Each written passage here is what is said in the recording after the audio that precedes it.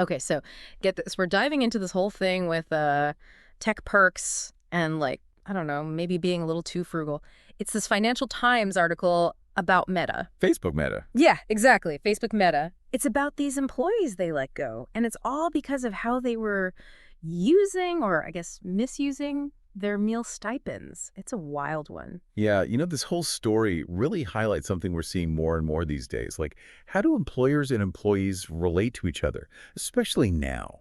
I mean, remote work, the economy being what it is, it's a whole new world. For real. And, like, what even are employee benefits these days? It's not just the old dental plan anymore, right? Right. And where's the line between a generous paycheck and, well, maybe taking advantage? That's the question this whole thing brings up. Okay, so the article, it basically says that Meta, they let go of about 24 employees. Most of them, it sounds like, were working in their Los Angeles offices.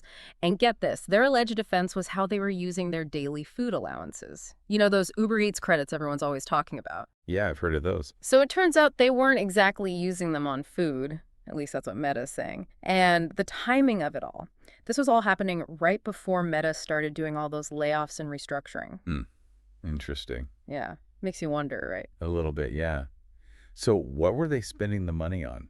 What could be so bad? That's the thing. It wasn't just like a few sodas here and there. We're talking toothpaste, tea, even acne pads. Can you believe that? It's like they thought, company credit card, time to hit up Rite Aid. Wow. Okay, yeah, I see where the problem is.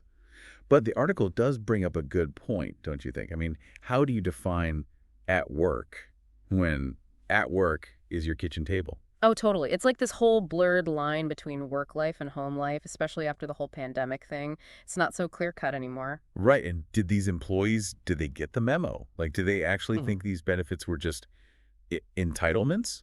Or were they supposed to be using them a certain way all along? It makes you think. You know, the article actually talked to one of the employees who was let go, and they said they thought they were doing Meta a favor A favor? How so? by not using the credit on days they brought their own lunch. Huh. Talk about a difference in perspective, but Totally. It just shows you how important it is for everyone to be on the same page about this stuff. Like, clear communication is key, you know? 100%. But it's also more than just, free lunches and stuff. The whole thing just makes you think about the culture at Meta. Yeah. How are things really working there?